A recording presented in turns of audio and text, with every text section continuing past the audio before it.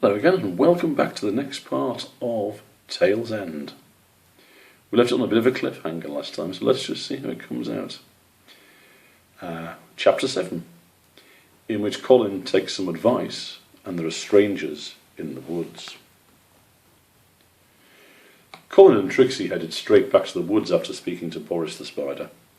They promised to return to the farm soon when they had more time to catch up with Boots.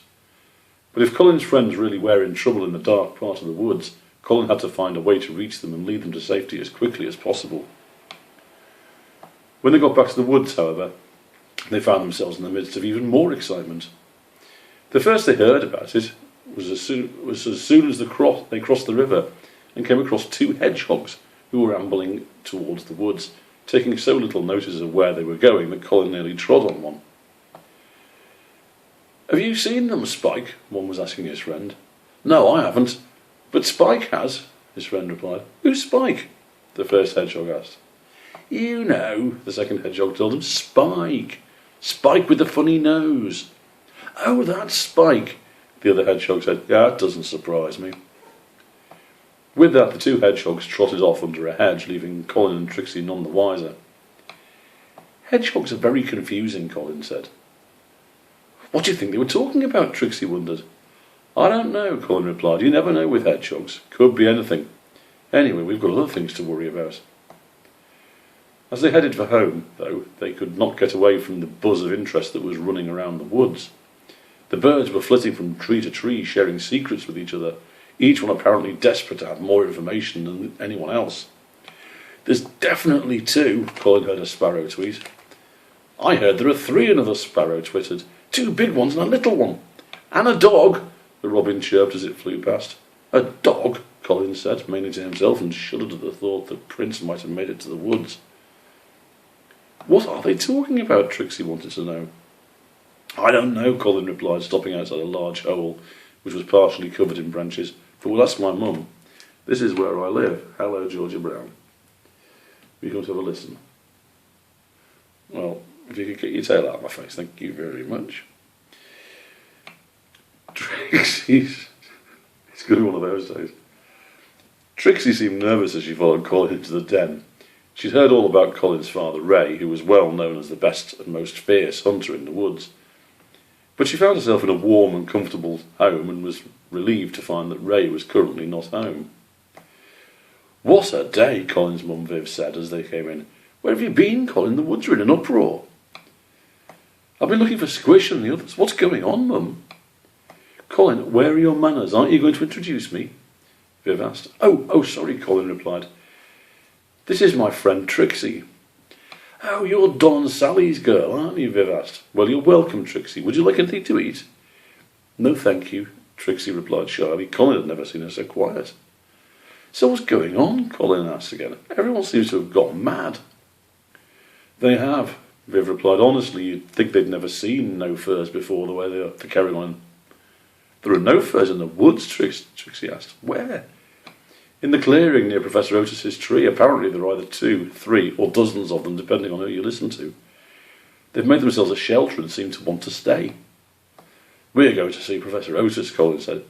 "I think he might be able to help us find Squish and Brian. We'll have a look while we're there." "Well, if you're going off on another adventure," Viv sighed, "the pair of you had better eat before you go."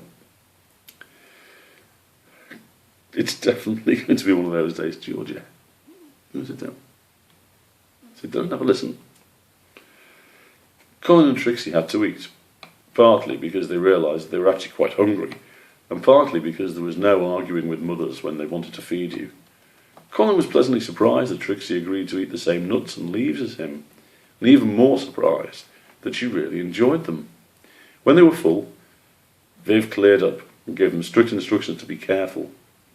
Colin agreed, and he and Trixie set off to see Professor Otis, the oldest and wisest owl in the woods. Before they went to see him, however, they could not resist taking a look at these no-furs who had caused such a fuss.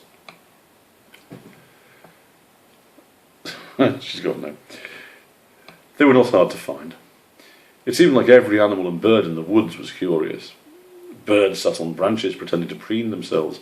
Rabbits peeped nervously out from holes in the ground. Colin even caught sight of his father slinking suspiciously through the undergrowth. After all, no furs passed through the woods quite often, but it was rare that any of them wanted to stay. There was actually not a great deal to see. The no-furs seemed to have built a shelter for themselves and were currently inside it. On the ground outside the shelter they made a small fire and had some water boiling away on top of it. Slightly disappointed that there was nothing more exciting to see, Colin led Trixie to the huge, gnarled old oak tree where Professor Otis lived and gave all the young animals their lessons. Colin was too old for lessons now, but could still remember the fear they all felt about getting answers wrong and being scolded by the stern old owl. Colin knocked on Professor Otis's door and they waited. There was no answer, so he knocked again and waited a little longer. "I don't think he's in," he said. "Well, maybe he's gone to see the no-furs too," Trixie suggested. "Maybe," Colin replied. "I wonder if anyone else knows how to get to the dark part of the woods." "Oh, I wouldn't go there," a passing rabbit said, overhearing what Colin had said. "My mate went there once. Didn't like it." "Do you know how to get there?" Trixie asked. "No, sorry," the rabbit said. "Did you know there are no-furs living in the woods?" "Yes, we just heard," Colin told him. "Can't be good," the rabbit said. "They'll all move in, and then where will we be?" With that he hopped on his way. "Someone will know," Trixie tried to reassure Colin. "Yes, but who?" "What about your dad?" Trixie suggested. "He gets everywhere."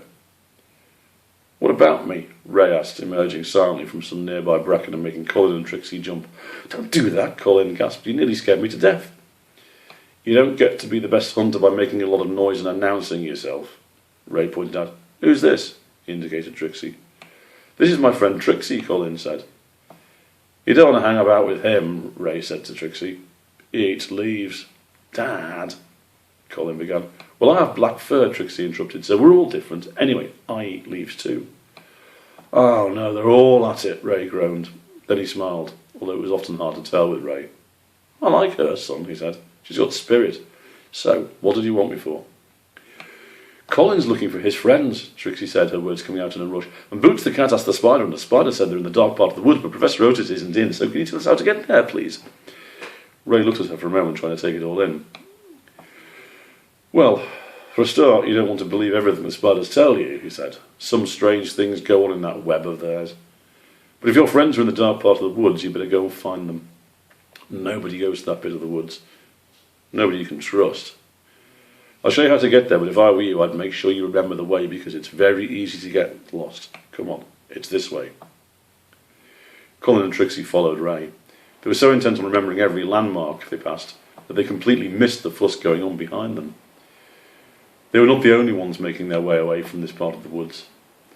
To the great relief of all the animals and birds, the no-furs, only two, and no dog as it turned out, suddenly left the shelter they had made, took the shelter down and simply left.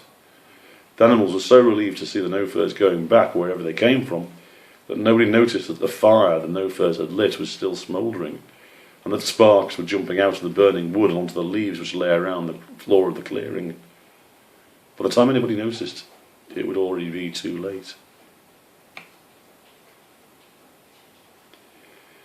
Chapter 8, in which we find out what happened to White Tip. In his short life, Squish had never felt such despair as he felt when he thought he had lost White Tip. In an instant he knew how much he loved her, and in the same instant saw all their plans for the future and the home they were going to build together disappear. He wanted to do something, anything to help, but was rooted to the spot with rage and shock. But this was nothing compared to the relief he felt when he saw the white tip at the end of her tail twitch. Only slightly, but a definite twitch. Then he saw her chest rise again, very slightly, and knew that she was breathing. White Tip was alive, but still lying at the feet of the gigantic buzzard, which screeched again to warn Squish, Brian and Nell to keep back. "We've got to help her," Squish cried. "Well, maybe it'll just leave her," Brian said. "Just wait, it may not hurt her." "Yes, maybe it just wants to be friends," Squish snapped. "Don't be stupid, Brian, it wants it for lunch." Squish saw the hurt look on his friend's face and immediately regretted what he had said. "I'm sorry, Brian," he said. I didn't mean that." "You're upset," Nell said. "We understand, but you can't rush in. It might attack you too." "But we've got to do something. It's got to, because I left her behind. I'm not doing that again." "Let's just think," Brian said. "If we startle it, it might just fly off and take her with it." "No," Squish said. "I'm not going to wait. I'll distract it. You two get ready to get White Tip away." Squish, no, Nell argued. It'll kill you. It'll kill White Tip if I don't, Squish replied. Now get ready. Before Brian or Nell had a chance to protest, Squish launched himself towards the buzzard. Hey! He shouted at the top of his voice. Over here! Still shouting, Squish ran at full pelt up the nearest tree. Brian and Nell watched in horror as the buzzard turned its head towards Squish. But Squish hadn't finished yet. He grabbed the largest pine cone he could find and hurtled it towards the buzzard's head. Come on, you ugly bird, he yelled. I'm up here. The buzzard took a step away from White Tip and let out another piercing screech. Is that the best you can do? Squish taunted, throwing another pine cone. Come on, I'm bigger than her. I'll make a much better lunch. With that, he leapt straight over the buzzard's head onto another tree. The buzzard gaze followed him, and the bird turned its back on White Tip, just as Squish had intended. Come on, Brian, Nell whispered urgently when she saw this. No, Nell, wait, Brian began, but Nell had already started creeping towards White Tip. Come and get me, Squish shouted from his tree, snapping off the largest branch he could manage and throwing it at the buzzard. The buzzard screeched again and spread its wings. Squish retreated higher into the tree. The buzzard flapped its wings once and took off. As it did so, Brian and Nell took their opportunity to half push, half drag White Tip to safety in the bushes. Then they watched in horror as the buzzard flew up towards Squish, its massive wings obscuring their view. What's happening? A small voice asked. White Tip, Nell exclaimed. You're all right. I don't feel all right, White Tip mumbled, trying to struggle to sit up. What's going on? Where's Squish? Just rest, Nell said. You've had a nasty shock. Where's Squish? White Tip repeated, standing on all four paws. What has the idiot done? He saved you, Brian said. He's a hero, not an idiot. It's the same thing, White Tip said, picking bits of leaf out of her fur. I suppose we'll have to save him now. Come on.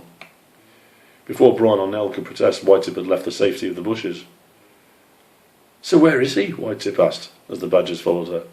He's up that tree, Brian began. But when he looked, he couldn't believe his eyes. That was the tree, he was sure of it. Yes, that was the tree he had watched Squish run up to lead the buzzard away. But the tree was empty. There was no sign of the buzzard, and no sign of Squish.